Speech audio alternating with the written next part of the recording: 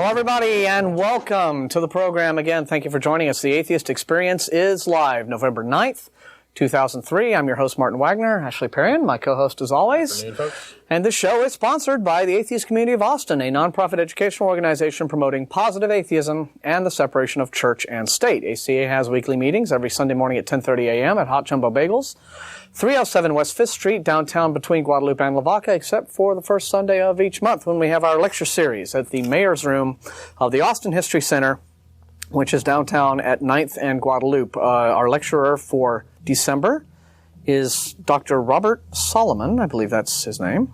I think it's Robert. I know last name's Solomon. Yeah. And we still aren't sure about his topic, but, as soon as we are, we'll tell you. And it'll be on the website. Various things that ACA does, our regular weekly social activities include Godless Gamers, which is Monday nights at the home of Russell and Virginia Glasser at about 7 o'clock, and ACA Happy Hour, which takes place Thursday evenings at Antonio's Tex-Mex near the intersection of Highway 183 and I-35. It starts around 7:30-ish, technically, but people tend to trickle in all evening long. So look for the very loud table of people drinking and eating and talking and having a good time, and that will be us.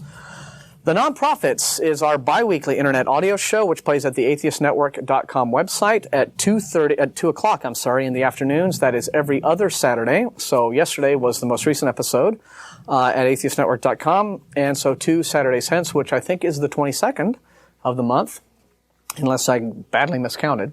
That will be the next episode, hosted by Jeff D., Russell Glasser, whoever else turns up, I guess, at Russell's house that day. It's 90 minutes of news analysis and arguing and talking back and forth, and there's a live interactive chat room feature that you can use to interact with the show. That's the Nonprofits every other Saturday at the atheistnetwork.com website, or you can visit our website at atheist-community.org, go to the radio show page, and Russell has thoughtfully provided a direct link to the live feed from there, so you don't even have to go to the atheistnetwork.com website. Isn't the internet handy? Just makes everything easy. And you can listen to like the last half dozen, 6 or 8 shows. You can stream them as MP3 audio. So that's there. And last but not least, let's not forget the University Atheists and Agnostics. Those fine folks now in their third, or getting towards the tail end of their third semester now. And they meet every Friday afternoon at 4 o'clock p.m. in a Garrison Room 200.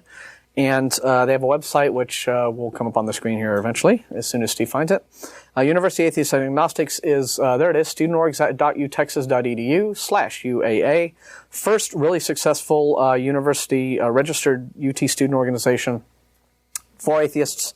And, they're still growing and getting a foothold and everything. But if you are a UT student or faculty member and you're interested, give them a holler.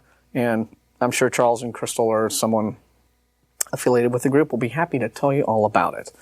Okay, I believe that takes care of just the regular announcements. We thank you for joining us. If this is your first time ever to see us, if you were channel surfing and stopped in shock because you saw a couple guys sitting in front of a sign that said atheist on it, well, this is the Atheist Experience. We've been on the air about 6.5 years. It's a live call-in show. And we talk about things of a religious nature, and so we accept. We will get around to the calls probably about a half hour or so into the show after the news. But if you've never watched us before and you have questions for atheists, like what is an atheist and why would somebody be one and what have you, we do have our list of frequently asked questions on the website, our fact page at atheist-community.org, where we have assembled all of the most frequently asked questions that we get from religious callers that we've been getting from, that atheists in general tend to get from religious people, period. We get all those same questions, and we've put the most common ones on the fact page on the website. So if you've never seen us before and you're curious about some stuff, you can look that up there, because maybe we've already answered your question. But if not, we're here every Sunday at 4:30, and in the event that you don't get through, which can happen because the phone lines do get a little crowded and we never most times get around to everybody, we do have TV at atheist-community.org, which is our viewer feedback email address. And when we get good emails, we answer all the emails we get whenever we get them. And depending on what they are and what they have to say, we might bring the best ones on the air and read them out and answer them on the air. Sometimes we also put really good ones up on the website too. So that's all for you folks. This is 90 minutes of live call-in.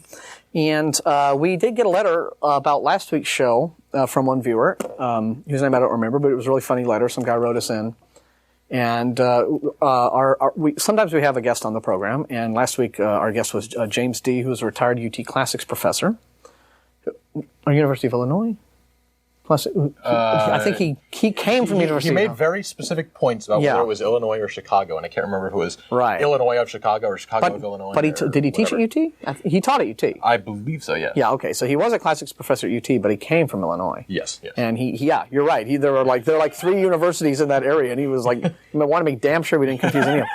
But we got a great letter from one caller, basically talking about how Dr. D was really, really interesting, and it's a shame that you guys have to cut away and take phone calls from pinheads. Do you really have to do that? I mean, well, I have to understand, with that writer, I mean, I feel your pain. Sometimes when we have a really good guest like Dr. D on, I mean, sometimes I just want to let him do the show, but we've had the format of being live call in and you never know. Not a lot of our callers might call in with something interesting pertaining to the topic on hand. And so that's, we could get pranksters. Yeah, we always, but, we're pretty good about filtering them out.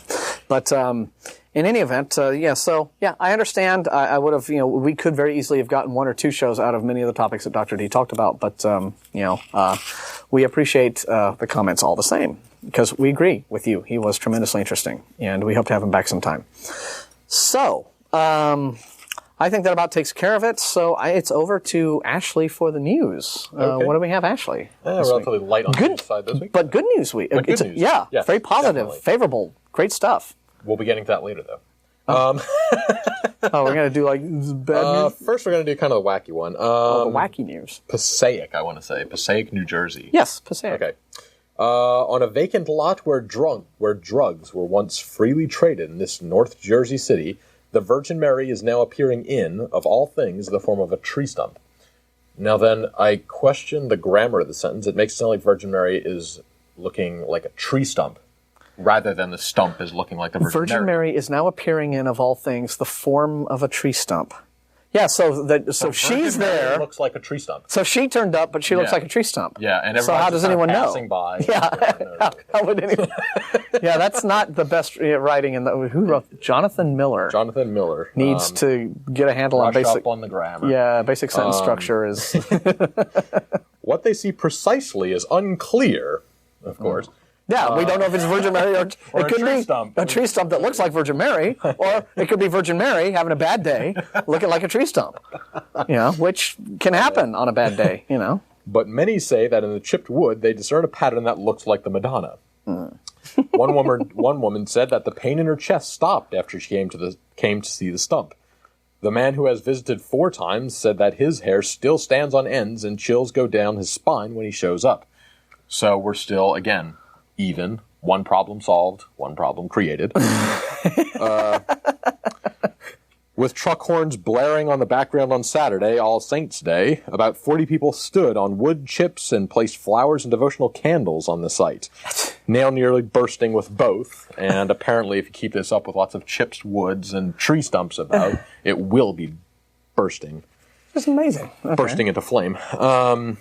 But whether it is genuine is exactly what the church has yet to decide. I thought it looked like a parrot myself, said Marianna Thompson, director of the communications for the diocese. Nevertheless, she said the church would not discourage people from visiting the stump. There's no harm in worshiping the Mother of God, but she added the devotion is to the Virgin Mary herself, not the tree stump. Then why are they not discouraging them from worshiping a frickin' tree stump? Exactly. Well, it's bringing folks together. Together over a tree stump, but perhaps together over a tree stump is better than nothing at all. Funerals bring people together. That doesn't mean they're, nice things. Any number of things can bring people together. So again, we're unsure, is the Virgin Mary in? It is just so weird.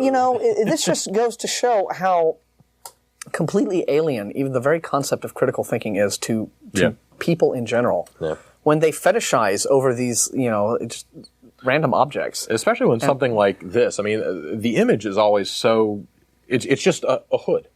Anything that has this shape to it any is the sort Virgin of Mary. thumb-shaped or vaguely oblong-shaped stain. Exactly. It's sort of like... Literally stains. Which is not really usually. a particularly dignified way for an all-powerful being to, like, send us messages from the beyond, right? Yeah. So... And what message is supposedly being sent by, like, the image of the Virgin Mary in a taco shell or a tree stump or some, a splotch of goo that you don't even know what it is. Melted ice cream cone. I mean, what is... it's sort of like...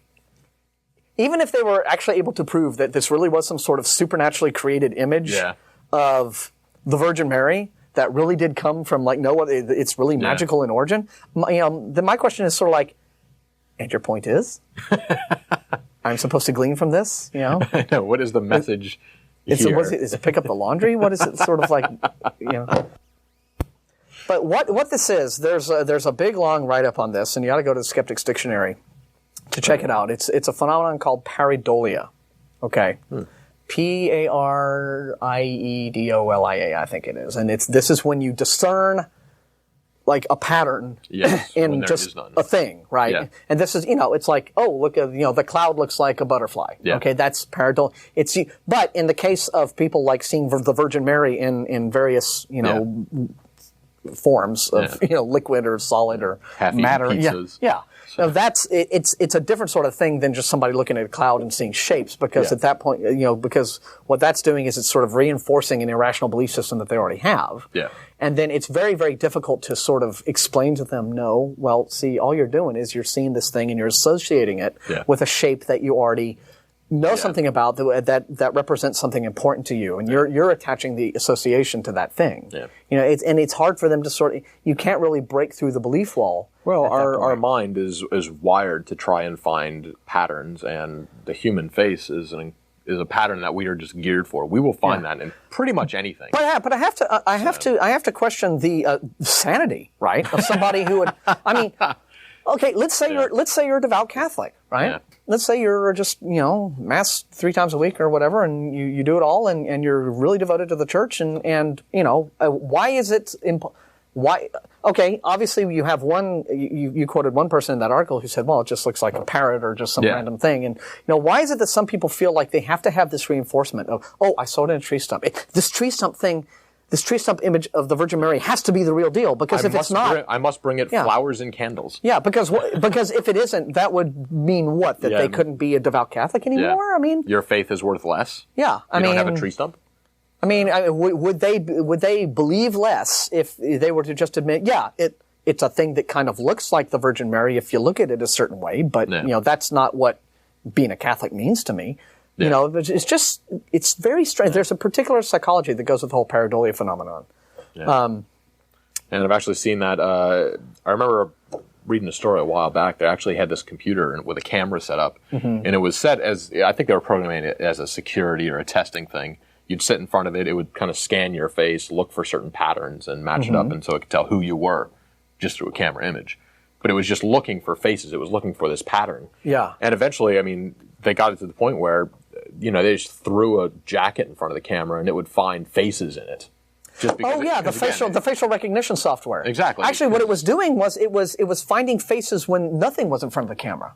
Oh, okay. I didn't see that much. Yeah, that's how this, like, they use at airports, right? Like facial recognition, like security software. Yeah. And what would happen was that at one point the software was just on and running, and there was nothing in front of the camera at all. And what it would do is it would start, like, finding noise in the noise in the film. It would interpret as dots and film. And it's a strange, weirdest thing. I was on a few other examples of this, which are really wacky. Oh, what is the one that got the really strange guy? This was months ago. Where he would watch snow in the TV when the channel wasn't there, and he would see demons. Yes, demon faces in the snow. Exactly. And he would have, like, frame grabs of his snowy TV screen with, like, a big circle. Dude, there's one. And I'm like, well, okay. But I wrote that guy. Okay. I emailed that guy and I explained to him, look, you don't have to worry. There's no demons in your TV set, cackling at you. What it is, it's piracy. It's a sign that you need cable. And you know what he did? Like, he got pissed at me for mentioning this. Yeah.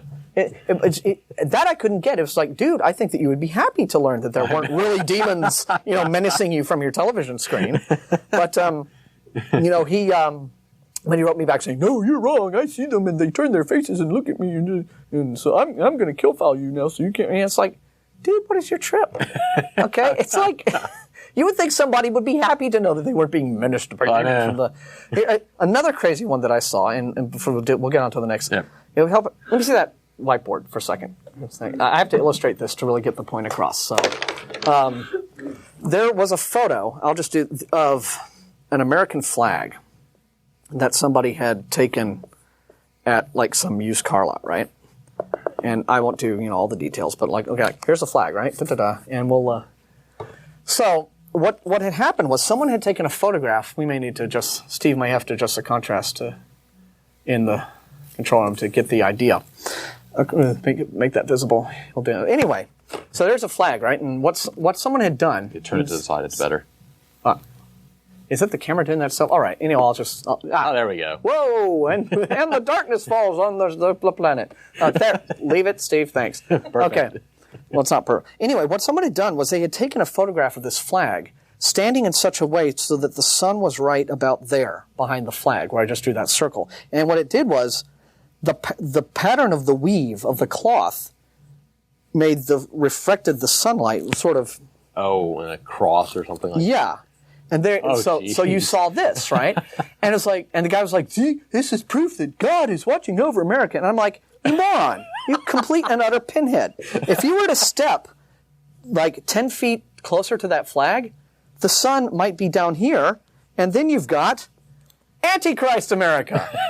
Yeah, but it's just so amazing how something as obvious as that, they won't use the most basic critical thinking and just say, "Yeah, it's just a shape that I happen to see," and. But they look for they reach for the most flimsy justifications. Like this is actually evidence of something. But it's just funny. Just really, really funny. So that's one I had not seen before. Yeah, I don't remember where I saw it, but it's on another one of these, credulous websites where they're like, "Oh, look, my friend saw an astonishing sight that just made him weep with joy." We are a Christian nation.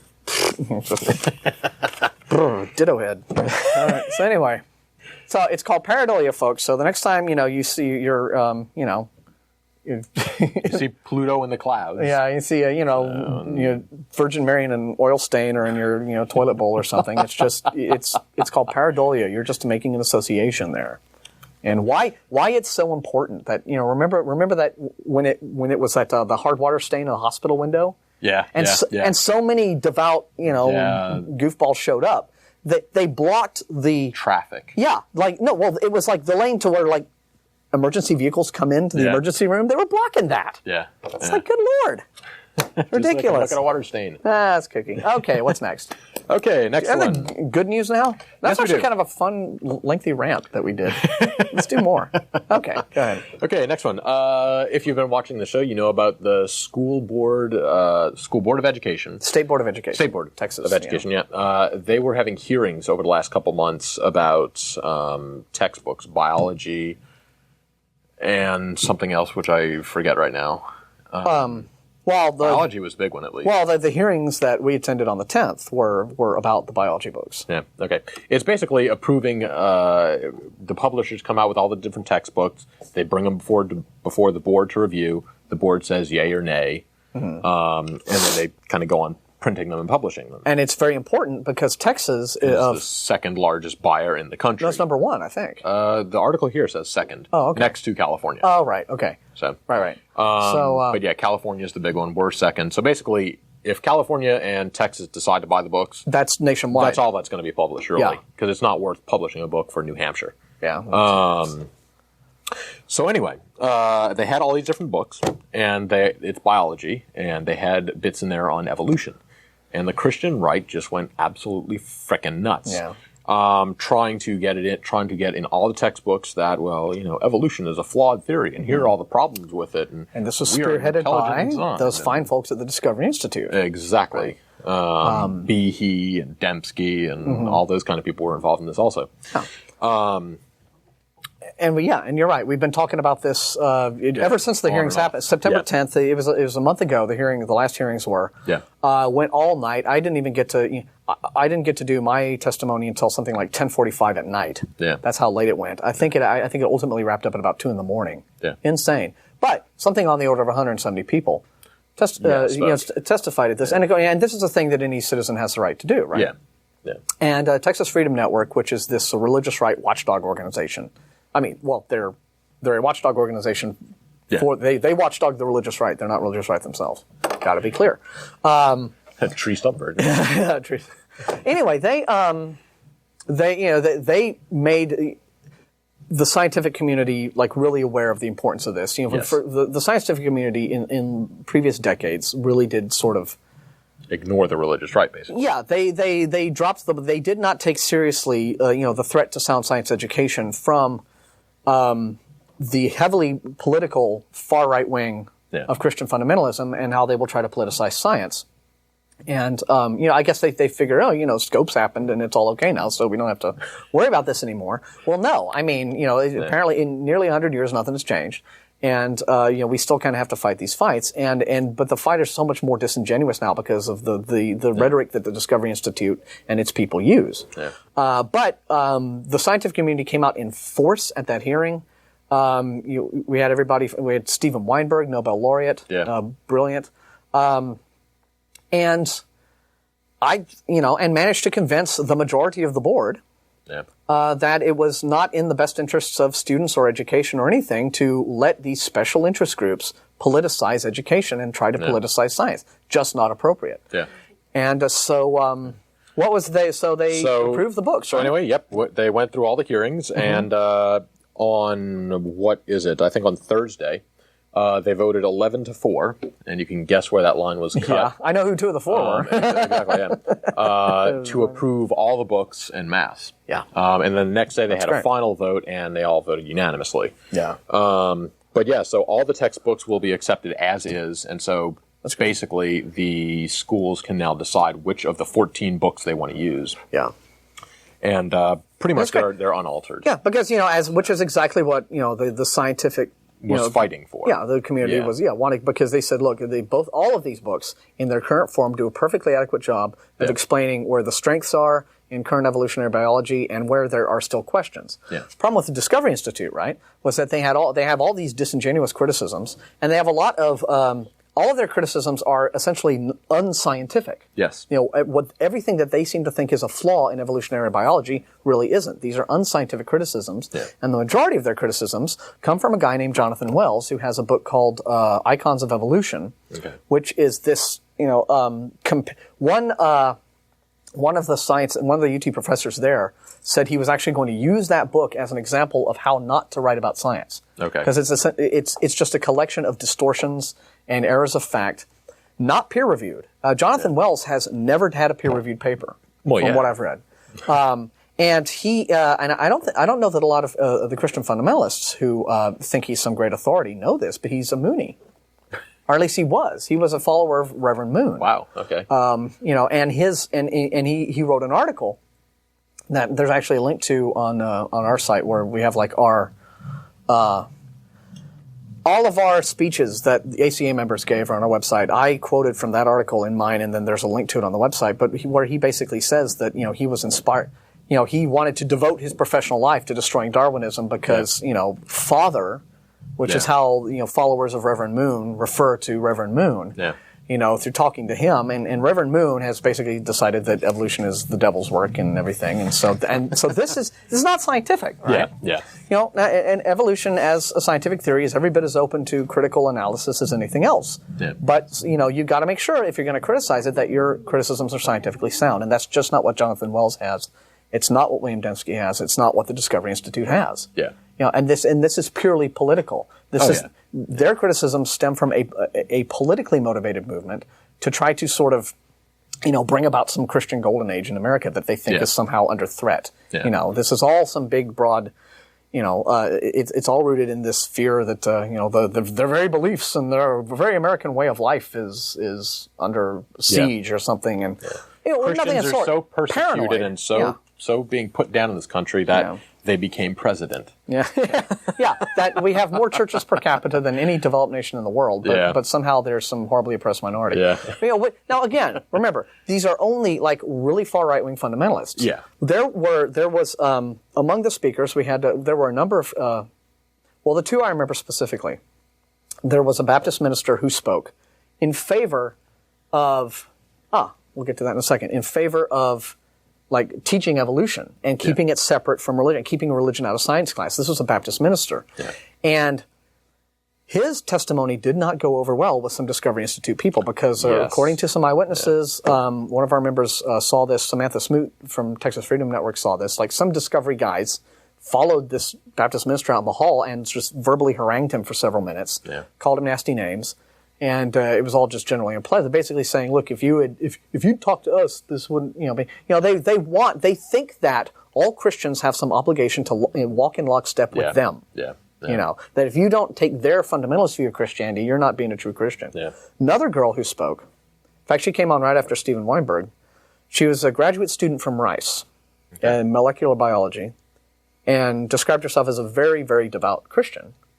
But she separated, evolution from her beliefs. My beliefs are based on faith, and science doesn't go there. And science says this about life, and so she's able to make this distinction. So again, there are a lot of Christians out there who don't think that creationism is either good science or good theology. Yeah.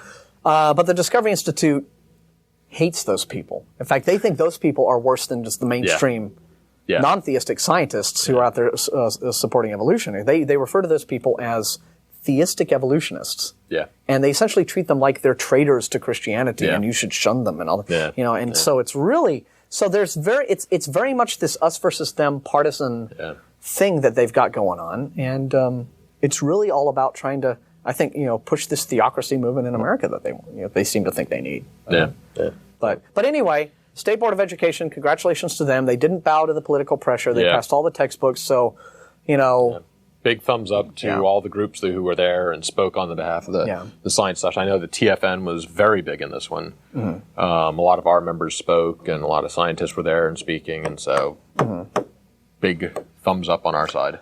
Yeah. Well, it's not even that. I don't, we shouldn't make it seem like it's, it was a wrestling match that we won, right? I mean, although, in a sense, though, you're right. I mean, it's what had happened in previous years was that the other side got things swayed so far in their direction that we're just striving to get normalcy. Yeah.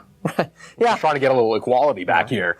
Well, I think ultimately, facts will just, facts will out, right? Yeah. I mean, ultimately, when you've just have the strength of the evidence and the facts behind you, you can't just thumb your nose at a fact. Yeah. You can't just pretend a fact doesn't exist.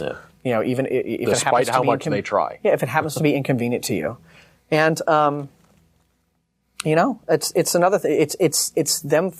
It's a very small but extremely vocal and well-funded group of extremely fundamentalist Christians who seem to think that the belief system is threatened by this particular branch of science. Yeah.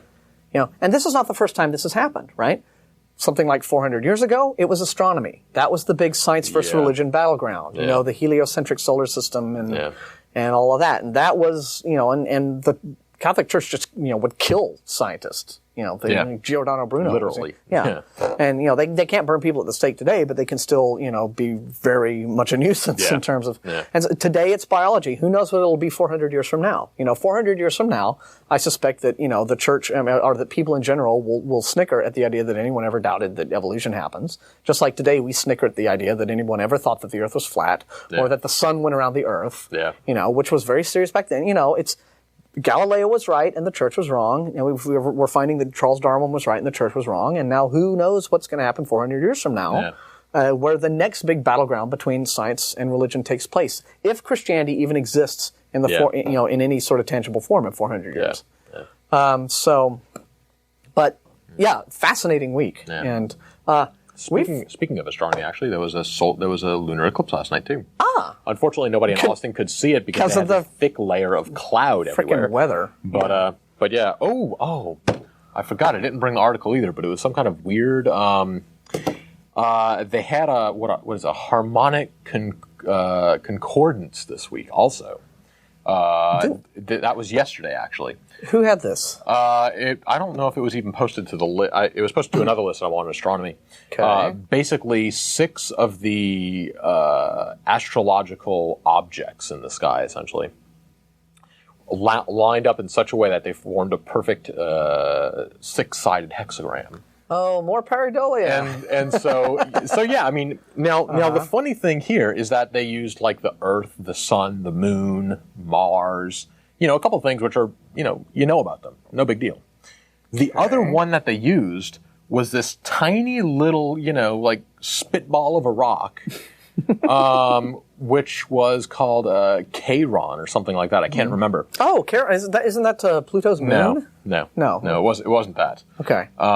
This was basically an asteroid. I think it's 17th frickin' magnitude, which means you need like a 12-inch telescope just to see this thing. It's just floating out there in space. Yeah. Minding its own business. But they said that, well, if you're looking for a pattern, you've got to include this. Yeah, well, if you're looking for a pattern. If you start using any little rock out there in space, you can find lots and lots and lots of patterns all the time. Oh, right. Yeah, if that's the key. That's the key phrase right there. If you're looking for a pattern, you will find it. Yes, and that is exactly what is behind this all these Virgin Mary sightings. That's what's behind the Bible code. Yeah. That's what's behind all of these people finding like codes and connections and images and stuff. Yeah. If you're looking for a pattern, it's seek and ye shall find, right? You can find it pretty much anywhere. And it was funny to read through. They got a website out there, badastronomy.com. Yes, that guy's great. And he had Phil Plate. He had a write-up on that, and basically he had like an overhead shot of the solar system and to show this arrangement. And it's like, here's the Earth, here's the Moon, here's the Sun, and here's Chiron. So Earth was part of this hexagram? I believe so. I didn't really read into it. Well, then how can you see the hexagram if we're standing on one of the corners of it? I don't know it exactly. So if you're floating around a few light years away, and you happen to be looking our general direction, and if you may see a hexagram, and if you have a big telescope to see this damn pebble, amazing! Yeah. It's intelligent design. Good Lord. So that was the other astronomy wackiness out there this week. Okay, so there was this. Yeah, it was supposed to be some kind of alignment, and it was some kind of astrological sign that we would be lifted to a higher plane of consciousness then. And well, were we? I don't know. I feel smarter every day. Ah, yes. So. Well, gee, I know. You would think that something like that could have at least lifted the cloud cover so that we could see it. If nothing else, see the. Yeah. So things are supposed to be lifted, and they weren't. That's a general consensus. Yeah. Drat. Oh well. Rather strike against astronomy. Astrology. Yes. How do they? I mean, of course we're probably if you were to look hard enough, we're probably part of this big outline shape of Britney Spears in the sky. If if you were to if you use the right pebbles going around. If you were sitting on an asteroid in the Andromeda Galaxy, looking at us now, and picked out all the stars that it's like. The sculpture, the joke about the guy sculpting an elephant out of a big rock. There's this huge slab of granite. It says, well, how are you going to, and someone's watching him say, how do you do that? It's like, well, I take my chisel and I chip away everything that doesn't look like an elephant, right? So again, if you're looking at the solar system and you take away everything that doesn't look like an outline of Britney Spears, then suddenly there she is, right? Okay. Wackiness ensues. It's time to, I think, this is our Michelle. Hi. Hey guys. How you doing? Pretty good. I just wanted to correct Dr. G's background. Okay. Oh. Because he was getting kind of. He never taught at UT. Never did. Okay. Thank you. Sorry. Oops. He was an undergrad there.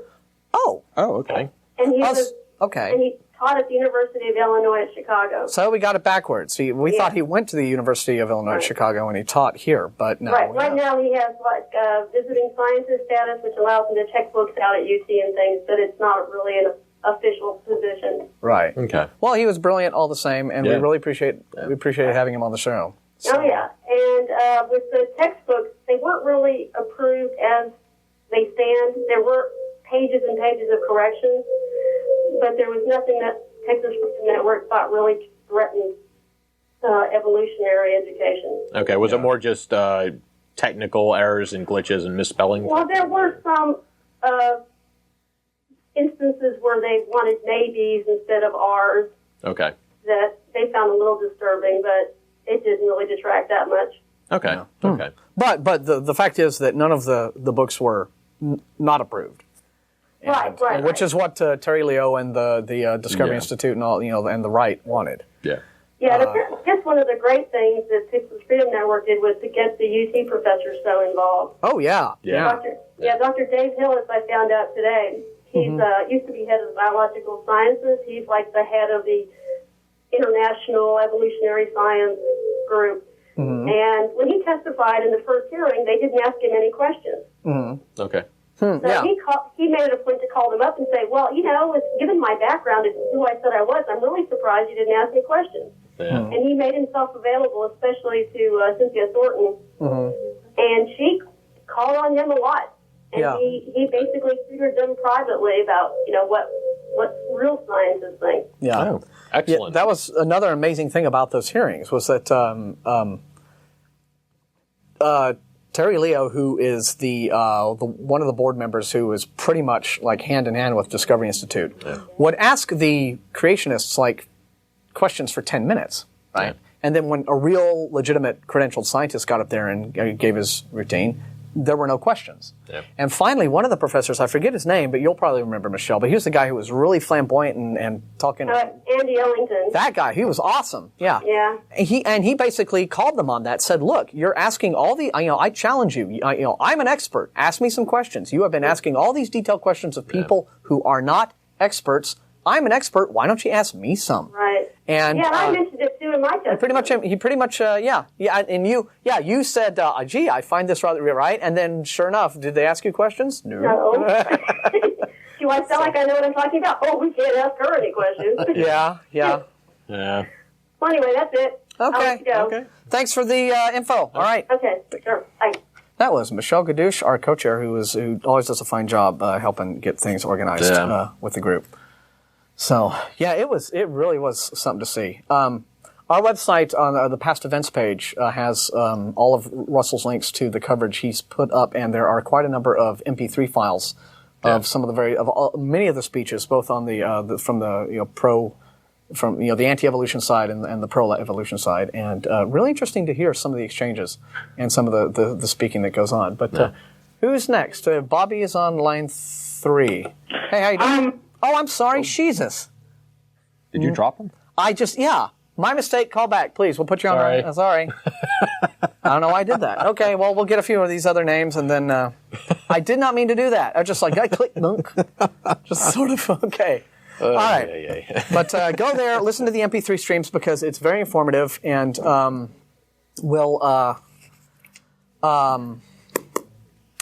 Stephen Weinberg's speech in particular was very good. They let him go on much longer than the average speaker because of his stature. He's a Nobel laureate.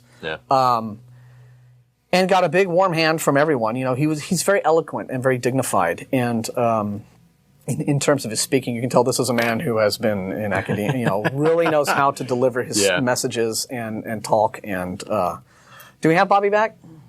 Yeah, we got him. What's he on? What line is he on? Line 1? Okay. Hey, I'm sorry about that, man. I'm Robby, not Bobby. Okay, I'm sorry about our mistake. I just want to let you know, you talking about a Christian thing? Well, we were talking about fundamentalists mainly, yeah. Yeah. Well, I have a question or advice. Okay. I have a friend from St. Andrews, and this guy, I don't know his name was, but he's trying to press charges on him on his about this gay thing. What gay thing? He is in love with the other man or something like that.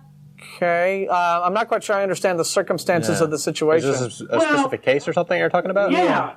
Okay. And Jim Rigby is not gay, so I tried to, and these news reporters came by and told these people about this Jim Rigby guy. Okay. And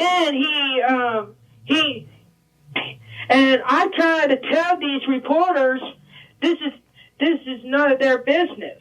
So what's happening then is somebody is trying to what? Press charges against somebody else because they think they're a gay person and they're trying to. That's it. They think it's like what? So it's like sexual harassment. Yes, that's it. That's the one I'm talking about. Okay, then good. Well, we don't know anything about it. Haven't heard of the case. I was trying to tell you. You interrupted. Okay. Well, my goodness.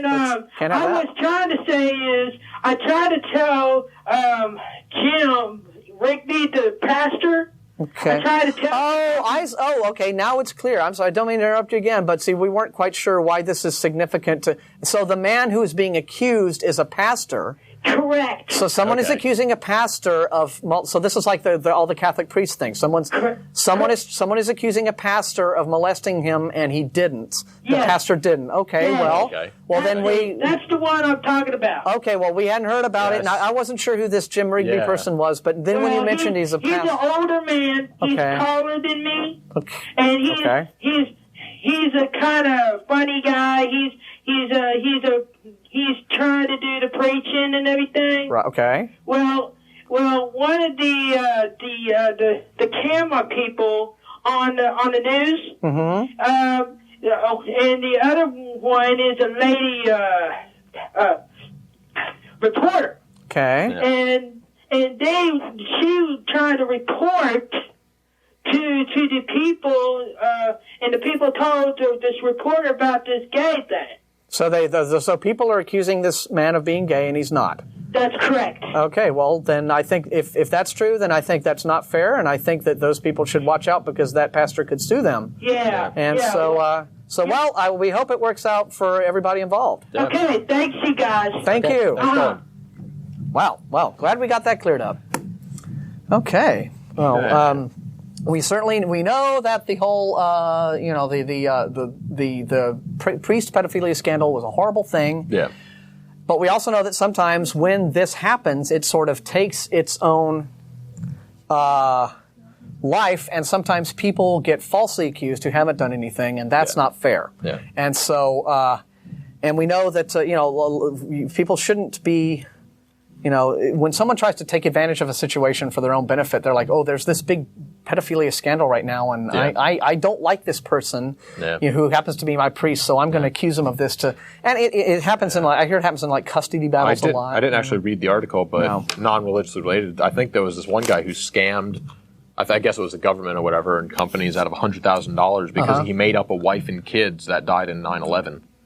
Oh man! Oh yeah, that was. So yeah, I mean, he staged a funeral and everything. I didn't hear about somebody going that far. He knows all this different stuff. Well, clearly Robby was tremendously upset about that situation. So, like we said, we don't want to see anybody falsely accused of anything. That's not fair. So, anyway, okay, line 3. Hello. Hi, Martin. How you doing? Hi, it's Amanda. What's going on? Nothing. I came to the meeting this morning at the bagel shop, and Ashley, I met you there. Uh-huh. And this is my first time watching the show. I thought I'd call in and tell you guys that I thought it was very interesting that when I told friends that I was going to go to the Atheist Community meeting on Sunday morning, I received an enormously negative response to this from people who I would never have anticipated that from. And I wanted to give you guys a chance to address this because I think this is an interesting thing coming from people who would label themselves agnostic or atheist. This idea that you guys are yet another church, that, you're going to go join this cult, oh my God, these people who will just brainwash everybody and it's dogmatic and oh my Lord. Yeah. So I did want to let you guys know that that's sort of what I ran into in... That's very bizarre. Well, do you know, in case any of these people are watching the show right now with you... and if come on down and meet us. If they're not, here's the... the bagel shop frowned on all the goat sacrifices, so we had to stop that. But... I didn't find that offensive at all this morning, actually. I thought it was lovely. It was wholesome. Yeah, exactly. Sure. And you got all that free milk. But the thing is... This is what's weird. We certainly hear Christians accuse atheism of being a religion all the time, but we certainly haven't heard that kind of thing coming from people who would describe themselves as unbelievers. ACA started, and its number one function still is as a social group, right? It's like, it's a chance for other unbelievers to meet unbelievers. That's all it is. And when you, especially in our culture, America being, very hyper-religious, most unbelievers, I'm sure you know where we're coming from, can feel very isolated, in that identity. It's like you don't really know, who can I talk to at my work or, about this sort of thing or among my friends. And so this is so mainly ACA just started out as a social gathering. And what do? We play games, we have happy hour, we go out, we eat, we drink beer, we talk, we have parties. Yeah. If anything cultish goes on, I certainly haven't seen it. Darn it. And speaking also of brainwashing and cults, if you go to a church, for instance, on their Sunday Mass, that is 100% religion. If you go to a Bible study, that's 100% religion. Anything you go to is going to at least probably start out with a prayer. And so that is, if anything, brainwashing. If you come to one of our meetings, chances are you're not going to hear atheism come up all that often. Yeah. It didn't this morning at all. I don't think exactly. It came up once. We all get together. We all kind of agree. It's really not much to talk about anymore. So. Yeah, it is really bizarre. Since the number one thing that atheists are one of I'll say the number one. That makes it sound like we all think alike. No, we don't. But one of the big things that, of course, we loathe religion for is that or cult attitudes is that there is that brainwashing aspect of it. So to think that we would do it ourselves is just a bit wacky. They got to tell this people. I really don't understand where. I never really. Again, I understand why you hear that remark sometimes come from Christian fundamentalists because they don't understand atheism and they don't understand anything sort of outside of the context of like having religious experience be a major part of your lives. And so, when people like ourselves who don't have religion want to get together and do stuff, they're like, "Oh, well, that's a religion too, isn't it?" Well, no, it's just us getting together, and we the only thing we all agree on is that we don't believe in any gods, and apart from that, good grief, it's Katie bar the door. The field is open. Yeah, I think Martin. I think that it's that people are so afraid of dogma, and so have become so sick of that they're afraid that any joining group experience will be full of that. And I think that's largely what organized religion has done to any sort of group experience like that is make people think that it will be dogmatic and I'll tell you why we have a group. In addition to just, originally it was just people getting together at the bagel shop and hanging out over bagels and just meeting each other and being social. But the benefit of organizing for atheists, and it really is a new phenomenon. Nationwide it's a new phenomenon. It's even with American Atheists has really not pulled out the stops in terms of being particularly activist up until the last few years. It's because I think unbelievers, civil libertarians, people who really believe in church-state separation, that sort of thing, are aware that the only way to counter the extremely organized and well-funded efforts by the religious fundamentalists to,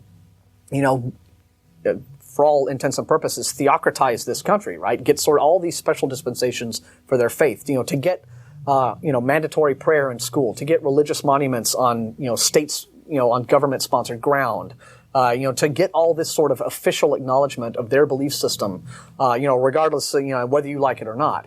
The only way to counter that is by organizing yourself to counter it. The people who, like it's Texas Freedom Network, Americans United for Separation of Church and State, Center for Inquiry, Council for Secular Humanism. The reason that these organizations have found the need to exist is because it's really the only way that unbelievers can effectively, challenge these efforts by people who just can't seem to leave people alone. Exactly. And I think that's the reason why I came to a meeting this morning is I've never in my life felt like I needed community before. And recently, and especially, with the textbook, controversy that you guys have been discussing is you start to feel extremely invaded and attacked and, not to mention actually personally attacked. Yeah. So there comes a time, I think, when you really need that community, and I think people really mistake that for a religious organization. Yeah, I think you're right. I hope we get a chance to see you again. I don't come to the bagel shop things that often, but keep coming on down and meeting folks and engaging us in debates and If you come to gamers too. Yeah. That's a blast. And that's You're just looking for a social outlet to get together and have some fun. Well, thanks a lot, guys. Yeah, and thanks for calling, and tell all your friends that we won't pour the goat's blood on them. Okay. Yeah. All right. Bye-bye. Take care. All right. It's unbelievers generally. Another reason why it has taken so long for any sort of atheist organization to come about in any way, shape, or form is just atheists in general are independently minded people. Yeah. We aren't joiners of things. Yeah. We kind of are just free spirit in that regard. Yeah. But the ACA is the one outlet that we have. So, and like I say, I usually go to pretty much most of the meetings, except for the happy hour. And like I say, it's atheism normally does not come up. It's pretty rare, actually. Yeah. It's and like I say, it's purely a social group. Yeah, because why would it, right? For me. Well, Martin, do you believe in God? I still don't, actually. Okay, then. End of now what? Football, gerbils, anything. It's like, and so, what's to discuss, right? We have a blinking light and no name. So, okay. Anyway, let's see. We have, speaking of social gatherings, okay, we'll get that in just a second. Potluck is coming up, I think, next Saturday for members of the group. Russell and Jenny, our Godless Gamers hosts, are throwing a potluck, and so if you want to be part of that, get in touch with them to see, what all sort of thing that you want to bring. The webmaster on the list. Yeah. On the webpage. Yeah, they are like, they're just sort of party central headquarters for ACA. Yeah. It's just, we've all kind of moved into their house. Lately, yeah. They had the movie night last, a couple Wednesdays ago. Big Halloween party. And then they had the Halloween party, and then they had the gamers. Now they're going to have a potluck. Yeah. So it's like they just... they don't give up. They should just sublet the house. Just we start charging them rent. Yeah. We'll just throw up cots in the... ultimately we'll just... I'm going to be back tomorrow. Do I really have to leave tonight? I know. Just... we're just... Everyone there just ought to... Everybody in the group just ought to make sure they have a couple of shirts hanging up. Just a couple items in the fridge, toothbrush. Yeah, toothbrush rack. Yeah, the big ACE toothbrush rack with like 40 toothbrushes. Jeff, Martin, Ashley. Just about. That was poor folks. Well, they've got lots of spunk. Yeah. Those wacky glassers. All right, Steve's on line too. Hi, you're on the air. Thanks for holding. Hi, am I on? Yes. Yep. Okay. I was wanting to talk about the idea of prayer. Okay. And, it's sort of this thing that you do, I guess, when you're, it's like a dialogue, I guess. I was raised, in a religious environment. I'm not religious anymore. I'm basically an atheist like you guys. And but there's times when I do something that is, you could call it's comparable to something like prayer. Basically, it's you're kind of reflecting on things, and it feels like a dialogue, but there's nobody else there, of course. I'm not trying to claim that there is, but the experience or the kind of emotions you go through, or whatever it is that you're doing, the expressiveness that's going on there. Yeah. Something that my grandfather used to do, like, there's a kind of prayer where somebody speaks out loud and they're saying things, either asking for things or being thankful for things is another one. Is like, I have this emotion sometimes of thankfulness, but I don't know who to thank. Yeah. And I don't really believe there is anybody to thank yet. But you just feel thankful. The best way for me to describe my feeling is, hey, I'm lucky and I want to thank somebody, Yeah. And anyway, so that's just sort of an aspect of, dealing with things, or, an activity that you can have. And I know that a lot of deeply religious people, find that to be a very important part of what they do. I mean, Sure. And it's as much an experience that they go through, or something an activity that they do there, as any kind of, and I can relate to it. I have the same aspect of myself. Yet I do not, when it comes back around to like, let's explain what's going on here. Well, no, I do not think, I'm actually on a telephone call, to God, and I'm asking him for right, help or whatever. Yeah. But it's just a strange. I guess it's sort of the fact that we're as humans, we're sort of social creatures. Yeah. Tend to sort of like maybe it's unsophisticated way of looking at things. I'm not intellectual enough or something, but it's sort of this idea of making it as if it was a dialogue. Yeah. Well, your mind is still really powerful, and like I say, I mean, psychology is a big part of it, and when you're having these internal dialogues with yourself, you're still working stuff out. Sure. Yeah. And so, even if you're not talking to anyone, just kind of being alone with your thoughts is, it can be a good thing. Yeah, do you have those internal dialogues? 'Cause I have them a lot. Once in a while. Yeah, I have. Yeah, I do. Me, it's. I don't know if it's because of what I've done for a living for some of my artistic temperaments. But I do find that I'm constantly internally dialoguing and just working stuff out as you described it. Yeah. And I think that you really I think hit the nail on the head with the whole notion of it's an offshoot of our social aspects. It's how we in a sense we do look for approval. Right. Not just for who we are and the things we do, but just to make sure that to see ourselves as others see us. The saying goes. To see that to have that sort of back and forth exchange to make sure that everything is okay. That's a very vital part of just basic human socializing. And and if you don't happen to have another person around, engaging in that sort of let's figure it all out internal dialogue is, I think, just a natural offshoot of that. And I think you're dead on the money with the way you describe it. And I think that one thing that doesn't come out very much when we on the show or talking about atheism is that aspect of life is still a big part of people's normal existence. Yeah. And that calling it prayer sort of like is what a religious person would do. Yeah. And to say that it isn't prayer, that it's something else is sort of like an argument you could get into. But also to say that people don't experience it or that, just have this kind of activity is also something that's sort of lacking. Because in terms of, I think what you guys do is sort of go out there and go, hey, we're normal people. We don't believe in God, but we have the same aspects about us that everybody else does, and it doesn't seem like this part of it is.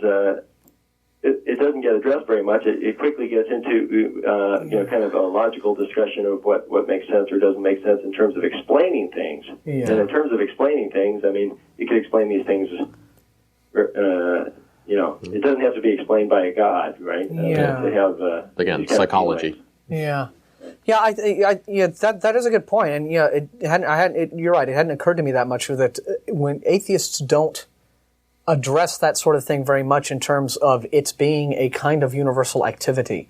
And I think that the reason for that is because when religious people do it, they call it prayer, right? And they do it differently. It takes a different form. It's like direct entreaties to like if you want something, if something in your life isn't going all that right, or maybe it is, and you just want to be thankful, or something. You need something of significance is weighing on your mind, and you need to address it somehow. And so it is this like direct entreaty to the deity, right? Right. Whereas when atheists do it, it takes a completely different form. It is an internal dialogue. You're like, okay, well, all of this is going on right now, and let me sort everything out. And you talk and you bat ideas back and forth, and there's the exchange. And because it's not significant, or at least it's not structured in the way that religious people do it, and so that the structure of it takes on its own significance. Yeah. Right. Atheists we don't think it's a big deal. We know we're internally dialoguing, and it's just a normal part of human behavior, social behavior, psychology. Yeah. And it's not a ritualized thing. So that's maybe why we don't bring it up, because it doesn't have that same significance. It's sort of a personal thing anyway. Yeah. It's internal. It's funny because like when I was younger, I wanted to pray. I wanted to follow what people around me were trying to teach me to do, and basically I never got any replies. I did get experiences from the expression of the entreaty, and and just that And I actually don't think even people who pray really get a lot of replies. I think that the reward of it is indeed just the expression of the, sort of expressing your problem out there kind of somewhere, and or you feel like God has listened to you. Yeah, it doesn't really matter if anybody's listening to you. It's just doing that is somehow helpful in the psychology of being a person. Yeah, that didn't even do all that much for me, because I remember when I was young and I was really questioning a lot of this stuff. The two main things I did were, one, I would question if God was there. And I remember, it was when I was really young, I'd in my bed at night, I'd say, I can't tell. I don't know. I don't see what everybody else sees. What am I missing here? So if you can just move one thing on the shelf, just a hair, I'm yours forever. Don't, just once, and that's all I need. And the other one... If a gust of wind had, knocked a Coke can over, exactly. you would not be sitting here right now. Yeah, the Theist Experience. But no, the other one was, I had a lot of friends that were very religious. And they would pray and stuff like that, and they always seemed to be, satisfied with it. They would be so much lighter and happier after and stuff like that. And I remember I'd go back, okay, I'm going to try this out because that's apparently doing something right. And I'd go there and have this talk with myself, and it just didn't really get anywhere. It's like, okay, I spent 10 minutes talking to myself. It didn't get me anywhere. Have you ever seen the movie Mean Streets? No. Have you seen Mean Streets? You got to see Mean Streets. It's like Scorsese's first big breakout movie. And Harvey Keitel in that movie, his character, he's like the main character and like the protagonist, and he's the guy whose eyes we see the whole story through, even though it's a multi-character thing. And he's devoutly Catholic, as is Scorsese. Okay. And so you get the idea that his character is kind of Scorsese-like channeling, right, or something. So anyway, but there are constant asides where it's like voiceover narration where he is talking to God. Okay, because he's trying to sort things out in his life. And it's not like a formal prayer, but he's still talking to God. But he's talking to God in the way he knows how, which is in this informal manner. Yeah. But at the same time, like his very first speech in the movie is where he talks about, okay, I go in, whenever I do, whenever I come in to do my penance, I come in and the priest says, okay, do, 10 Our Fathers and 10 Hail Marys. And so I do them. And I know that if I have to come back again, he's just going to give me another 10 Our Fathers and another 10 Hail Marys, and they don't mean this doesn't mean anything to me. It's just words. Yeah. But he's still, he still kind of needs that exercise of that internal dialogue, and he's addressing God while he's doing it. But when you listen to it, it's very much an internal dialogue. Yeah.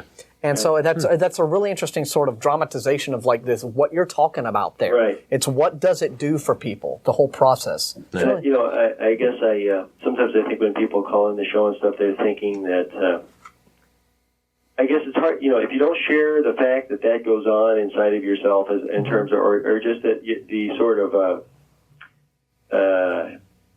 tendencies that are there in the human beings, I guess, then people think that we're lacking something or whatever. And I think everybody does this stuff. And it's just the explanation for it is different. I think that's an excellent point, and I'm glad you brought it up because you're right. It's not a thing that gets addressed all that often in these kinds of discussions. Is that people, generally speaking, all want the same thing out of life, right? We want to be happy and content. We want to be safe.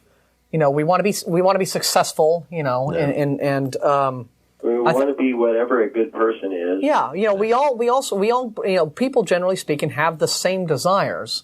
But and religious people think that atheists don't have that kind of thing because they think that you need to have this very structured set of 1, 2, 3, 4, 5 beliefs in order to have that kind of thing. And no, it's just it's religion. Religion is a way of like putting all of that together that many people attach themselves to. But there are other ways to do it. So it's an excellent point, Stephen. We're really glad you brought it up. Well, thanks for letting me call. Yeah, thanks for calling. Thanks. Call back anytime. Okay. Bye. That's good. Boy, sometimes I think I never hear anything new when, under the sun on this show. And it's great when we get somebody who brings something like that up. Who's first? Thank you. Hey, you're on the air. Hello? Hi, thanks for holding. Hi. Hi. I wanted to mention a couple of things. One is on a primetime television show that devoted an entire half hour, and devoted it to perform a frontal, vicious attack on religion in general. Wow, what show was this? Okay. You probably heard of it. It was The Man Show. Oh. Have you ever heard of it? I don't watch it. Haven't watched it. You don't watch it? I think the Man Show is pretty much a frontal attack on just any form of good taste. Yeah, true. But there was a 1/2 hour program. They just bash religion? I think it did a great favor on the side of atheists because the attack was so vicious, but right to the point. I mean, they quoted things from the Bible. Yeah.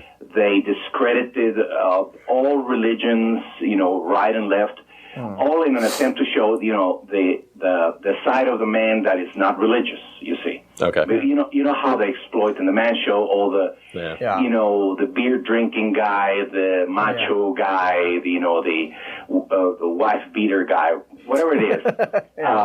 But one of the components that they decided to exploit in that program is, and I have the tape, by the way. I'd like to, give it to you so you can take a look at it, and you tell me if that 20-minute segment, which, without commercial is like 20 minutes only. Yeah. It did a tremendous favor on, for the people that are against organized religion trying to take over the state, the secular state that it took 200 years to build. Right. And they're trying to take over, and of course we atheists, we don't want them to do that. Yeah. That's why we oppose them, we organize. But the point I'm trying to make is this, that when I saw that program, it seemed to me like all the shows that the ACA has presented, it's equivalent to 1 minute of that show.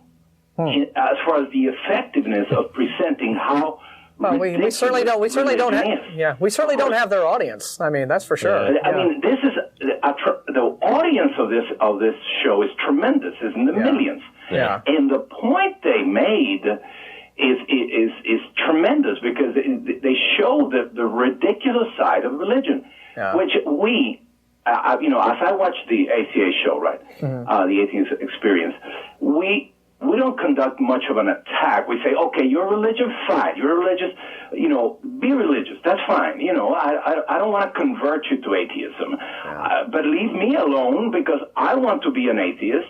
And I don't want you to take over the state. Yeah. That's why I'm on this side. Yeah. Well, let me clarify something, too, because it's like, we will. Okay, here's the thing. We have our little sign-off, right? We don't hate you, we just think you're wrong and all that sort of thing. Right. Because it is very easy for the religious community to dismiss the criticisms of atheists simply by saying, oh, well, you're just God-bashing, or you're just bigoted against us, or you're just, a bunch of pissed-off, foul-mouthed, malcontent guys who, aren't happy like us Christians, which is why, so it's very easy if you go on if you're just belligerent, what you can be doing is you're playing into that stereotype that the Christians have of atheists, which is of the curmudgeonly, grumpy atheists. Whereas we do try to put a more positive face on it, and that's why we try to you just engage in open debate because, of course, atheists we are fun-loving folks. Now, I have no problem with poking fun at religion and making it all, seem. I think our whole, earlier on when we were talking about people seeing, the Virgin Mary in in dog do or something, it's just like, we will mock that kind of stuff mercilessly, right? Because that's just stupid. But when when callers call us up and say, well, you're just, you're bashing people and you're just haters, right? You're just, it's like, no, look, I like people and I respect people, but I only give beliefs as much respect as I think they deserve. And I do try to think that, you can separate the person from the belief. And I think it's more important to critique and attack, the misguided belief than the individual because that's just, they get defensive and that's not really what it's all about, right? People are brought up religious because that's our culture. I was raised in a religious community. I went to church, regularly until I was about 14, 15 years old. It's just the way you're raised. You can't go on you can't just be belligerent and make yourself heard and understood. But then again, of course, professional comedians, guys like Penn and Teller, guys like the guys on the Man Show, I'm sure, can do it in such a way to where, probably better at it than we are. So yes. You're right. So they can probably do it in such a way that the message gets across.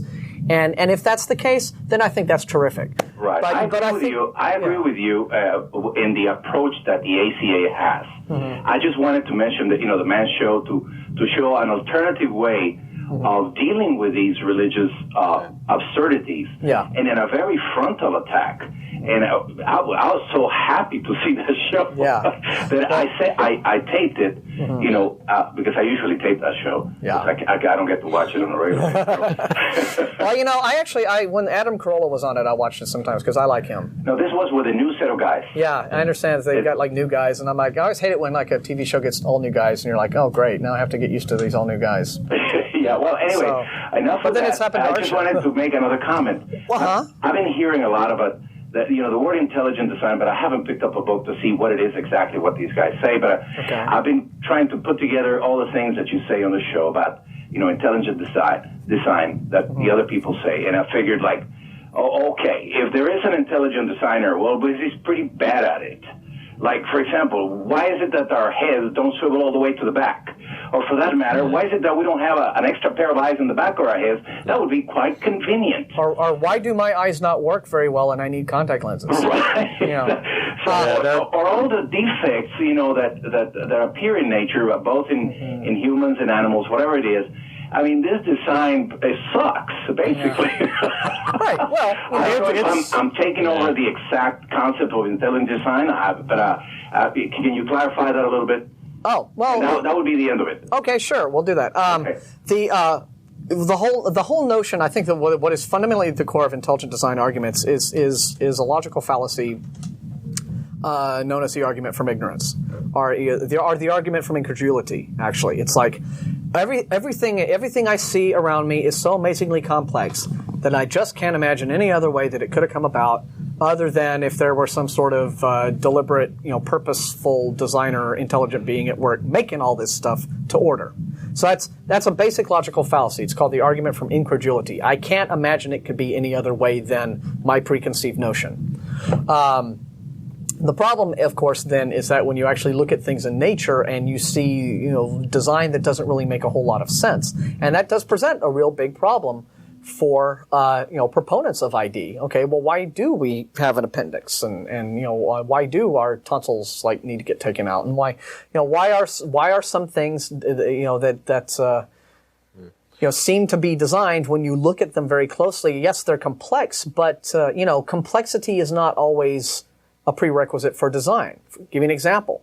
Let's say you're walking on, the old beach, right? But it's a pebble beach. Let's say you have a big stack of pebbles, right?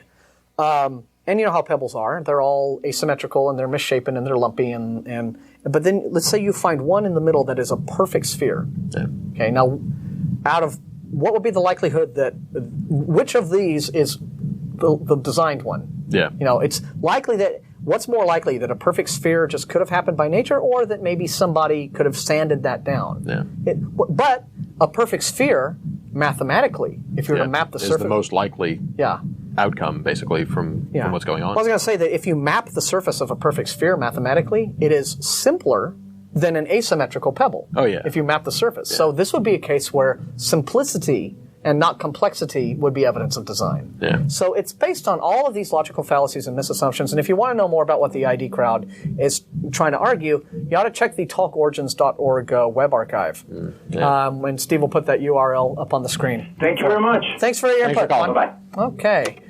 Is anybody else hearing that jamming going on? It's like we've had loud rock and roll, I think, from the next studio over. Yeah, it's from the next studio. Is that a band? They're having a good old time. Yeah. Is that a live band? Sounds like a band. It would sound like it. Yeah, I mean, don't know. So we've got this sucky band next door, and they're really, but it's providing this. I don't know if you can hear it at home, but it wouldn't surprise me if you could. Gilbert has been waiting very patiently. Hi, thank you for waiting. Yes, my name is Gilbert, and I just recently moved to Austin last month, and this is the first time I ever watched your show. Mm-hmm. I grew up in a very, very religious home. I mean, to put it to you, both my parents are Pentecostal preachers. Mm-hmm. My uncles, 4 out of 5 of them are preachers, and Wow. You know, I even grew up, and when I was 19, I became a preacher and minister myself. But I have totally, in the last 12, 13 months, completely changed my thoughts. And you know, it's a constant battle now with my entire family. I can imagine there would be some tension. Because I'm not saying I'm atheist, but I don't believe in God anymore. Okay. Well, and you know, it has a lot to do, and I just wanted to ask y'all for some advice for when I do get together again with my family, because you know the holidays are coming up. Sure. And I know it's going to come up. Yeah. But, you know, one of the main reasons was, you know, I felt that I had done everything like the religion says and the Bible says. And yet, 13 months ago, I from a simple blister due to, you know, diabetes, I ended up losing one toe, and then 6 months later, another part of my foot, and it's progressed up into my ankle already. I'm sorry to hear that. You know, and I just feel like it's just, you know, I said, well, where's my God? You know, he's supposed to take care of me. I'm doing everything he wants me to do. And, you know, I really, truly, in the last 13 months have totally turned around on that. And I just want to know, am I an atheist because I don't believe in that anymore? And what can I tell my family when we do get together on you know, give me something so that I can be able to tell them or some advice. All right, we'll do our best. The important thing that I found, at least with my family, what worked with me, is realizing that I had actually sat down and thought out my positions. Whether they agree or not, you know, they're also pretty loose on it. And so they realized that it wasn't just some kind of rebellion. It wasn't a reaction to something. I wasn't just all of a sudden pissed off one day and therefore, you know, you're just saying that. It's just a phase. Give it 6 months and you'll be fine. But again, I have logical, well thought out reasons for why I believe or don't believe what I do. Now, in your situation, chances are they're going to say, well, look, you just had a bad experience. That's why, you know, you feel like this. You're just angry at God. You just have to pray harder. Right. Because, you're angry at God. Because he has a plan, right? Exactly. He has a plan, and, you know, we don't understand it right now, but, you know, it'll work out okay, and all that stuff. And which is so offensive, right? You know, because it's sort of like, what possible divine plan could involve, you know, my foot falling off? Yeah. Right. So it's sort of, and there will probably be, and you've probably already heard a lot of this, so I might not be telling you anything new, but there will probably be arguments along the lines of, I understand why you feel this way, why you would be angry at God, but you know. And he is heartbroken at what you are suffering, you know, setting aside the obvious fact that if he were all powerful, he could do something about it. But he loves you all the same, and you know, when you get to heaven, you know, you will have your reward, and all will be well. And it doesn't mean just because this is happening to you doesn't mean God loves you less. And you're going to get bombarded with these appeals to your emotion, right? Okay, and which is understandable because it will seem like, you know, you have rejected God because of your physical ailment and not because, you know, you've sat down and had like all sorts of like rational thought about it's going to seem like that. And so what I would suggest that you do is, in addition, and I'm very sorry that this has happened to you. You know, my mother's diabetic. You know, she hasn't, you know, unfortunately, I mean, she hasn't had your unfortunate circumstances, but I know it's a bad thing. But I think that overall, what you may want to do is visit some various websites, for example, like the Internet Infidels, which is at infidels.org. And what they have there are, there's a library section. There's an area of the website called Library where they have just series of essays where they have, atheists, for example, will respond to like the Christian apologists, you know, people like Lee Strobel and C.S. Lewis and the defenders of the faith. And you'll have unbelievers saying, okay, here are their arguments and this is why we don't agree with them. And you can get an understanding of what, you know, the intellectual position is among, you know, atheists who are experienced at debating believers. And, you know, and so that could be a good way to start giving yourself a little bit of grounding. There's also a very accessible and easy to read book, called Atheism, the Case Against God by a writer named Smith, George Smith. And he sort of lays out, you know, the rationale behind, you know, why not believing in God is the sound position. And so that, in addition to, your own experiences, can give you some, ammunition because what they're going to hit you with are very strong appeals to emotion. Right. And because that is where, religion, that's a lot of the selling point. And of course you still love your family. And they still love you, and they are going to be hitting you with this, not because they're like, we're going to pound the atheist until he gives in. I mean, they really feel like they're doing the right thing for you. And you have to be understanding and say, look, I understand that you are telling me these things because you love me and you feel that your position is the right one, but I don't feel that position is the right one. And so here is the way I think about these things, and just try to have a dialogue and a discourse with them. It's going to be very tough, especially if they're Pentecostals. That's very, very fundamentalist, and it could be a slugging match, but understand why it is, like Ashley said, why it is that you think the way you think. Understand what your position is, and it can be very difficult, coming out to your family as an atheist. I mean, it's still a very touchy issue with my family. So we're very sorry about your situation, but if you ever want to call us up and just... Well, I have another comment also. Okay. In these 13 months, I have done a lot of different reading of different books and different things, and gone on the website and I've confronted, when they confront me about it, I confront them with just, discrediting, the Bible on them, because I know so much about it, because like I said, I'm 36 years old. For 35 years, I preached it. Yeah. I lived it and preached it, so I know so much. And I bombard them now with look, like, for instance, Moses says he saw a light in a burning bush, and he saw the 10 Commandments in front of him. Well, we have people nowadays still that are seeing lights, and what is that, a UFO? Maybe that's what he was seeing in the burning bush. Well, doesn't that UFO leave burning grass behind? And, and I try to, defend myself in those ways, but it just seems to aggravate them even more. Yeah, well, and so I'm trying to find myself right now. Yeah, this gets back to what our just a second, Ashley, and I was just going to mention that this gets to what our previous caller had mentioned, that you don't want to come across like you're attacking personally. You want to have a like you're mocking. Because you're right, they'll get defensive. Ashley. Yeah. And it's also important, again, realizing where you're coming from, and it's not just an attack on religion. It is saying that here's an alternative way of looking at things. We have science, we have philosophy, we have, secular humanism. We have to live together as a species, and therefore people have come up with rules as to why we don't kill and steal and stuff like that. And so here's another way of looking at the world that works. And so it's not just saying, your ideas are wrong. It's saying, here are some other ideas, and I think these work better. Yeah. So. And then there's, just for one last final point, that was redundant, one last final point, that there is the entire issue of burden of proof, right? Yeah. That extraordinary claims require extraordinary evidence, and confront them on the idea that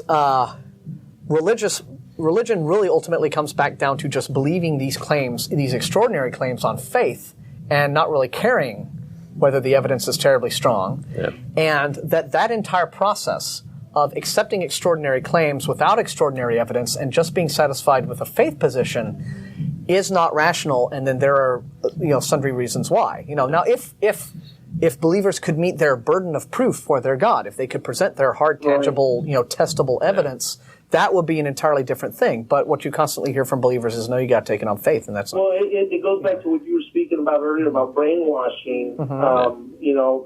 That's basically what we would do is, people go in, we prayed, we tell them what we thought what the Bible said to them, and we're brainwashing them. Yeah. And so I understand that part. Right. Well, listen, we certainly, we feel your pain and we sympathize with your plight. I'm pain-free already. Yeah, thanks a lot, and, call us back. I will be watching your show. Does this come out regularly or? 4:30 every Sunday. Every Sunday. All right. Thanks, man. Thanks for calling. And best of luck to you. Yeah. I'm going to get to our final caller here. Hi, thanks for holding. Hey, how are you guys? My name's Fred Williams. We are well. Fred, how are you doing? Oh, I'm fantastic. I got a couple of issues I guess I want to talk to you guys. I'll try to do it as briefly as possible. Certainly. I try to look at this whole argument and this dialogue from an objective point of view. Mm-hmm. You know, I may be off on a couple of these names and things that we had to memorize for tests in college, but if I'm correct, we've got a Ramapithecus, an Australopithecus, the Homo habilis, Homo erectus, Homo sapiens. In some scattered order, we've got some form of simian or primate-like animal that's been on Earth, you know, according to carbon dating, 4, maybe 5 million years. Well, carbon dating, it's not just carbon dating. Carbon dating will only take you back 50,000 years. There's there's isometric dating, nuclear dating. There are a few dozen different, or maybe not that many, but there are quite a number of different dating methods that they use to to determine the age of things. Right. So, and as accurate as these things are, let's just assume for the sake of argument that these things are accurate. If we've got some things that they're claiming to be a man or man-like animal that is ranging as far back as, you know, those types of years and those types of dates, why don't we see a progression of knowledge from that period of time all the way from, you know, what I'm saying is that if we've got this thing that they're saying is a humanoid that's going all the way back this far, for the last 5,000 years, we've gone from a horse-drawn cart to shooting men into outer space. Now, it kind of leads me to believe that those things that they found the bone fragments from and all of these other skeletal remains from may not have been men. We don't have, you know... Well, they were... the different hominid species... would not have had all of the characteristics that we have. Right, but to go for some millions of years without any type of real progression of knowledge as far as, you know, being able to heat food and being able to live in certain circumstances and build habitation for themselves, you know, and to go in 6,000 years to go from a horse-drawn cart to a space vehicle. Well, it's not all that unusual. Remember, I mean, in the last 100 years, we went essentially from a horse-drawn cart to... space stations and flying to Mars. Right, so how do we account for the millions of years that these other things were on Earth and did not really invent anything? Well, remember, you might not be aware, but for something like 90% or 95% of the time that there's been any sort of life on the Earth at all, it was microbes. Right. Okay, so it was... then again, we're still dealing with a situation where, you know, the... I think that it is a slow progression that gets faster. Right. Very much faster. It accelerates unbelievably in this last, in the last century, right? I mean, in the last century, knowledge. I am not a sociologist or an anthropologist. Those would probably be. I think anthropologist would probably be the sort of person to talk to, and progressions of technologies and of knowledge and discovery. It does seem to be it's a slow progression that is steadily getting faster and faster, and then you know what the transhumanists are predicting, which is this thing that they're calling the, and of course there's some skepticism about this, but it's this thing called the technological singularity, which some people are saying could happen in as soon as 25 years, which will be when the first smarter than human artificial intelligence is developed. Right, and we again would have been the catalyst behind that technology. This would be the modern man. Yeah. And I guess what my point was that in the, I've interacted with people before who did not believe in God, but they've got no explanation for this order versus disorder. Yeah. We don't have any models here on Earth where someone has taken a group of pebbles and laid them out on a beach, and some 1,000 years later they'd organize themselves into some type of colony or some type of order. The belief that I don't know that pebbles would develop. No, what I mean was that if what we're saying is that these planets that we have were created somehow without any source of intelligence. Well, we have no model of anything else organizing itself into some type of system. We have no model. Well, hang on, hang on. Yeah, we do. Fred, it's called physics, and there are known physical laws in the universe, such as gravity, attraction, what have you, magnetism, that dictate how it is that things interrelate to other things and how things react to other things. And so, So yeah, I mean, these are not unanswered questions, and there are very detailed fields of science that deal with all of them. And no, I wasn't saying that they were unanswered. What I was saying was that I don't understand how we can say that these things were developed without some form of intelligence. Yet in this, I know we can't match right. Well, why can't we match these things if they were developed without intelligence? Well, I think we've matched many things and we haven't matched others. We're certainly not infallible. Match the solar system. Just this one 9-planet solar system we live in. We're done. We're out of time, but who knows? I mean, science does not have all the answers to everything, which is something that religious people are occasionally hazy on. You know, science doesn't promise absolute truths that we've got it all laid out for you. Theists, we don't hate you. We just think you're wrong, and we'll see you next week. But study science. Bye.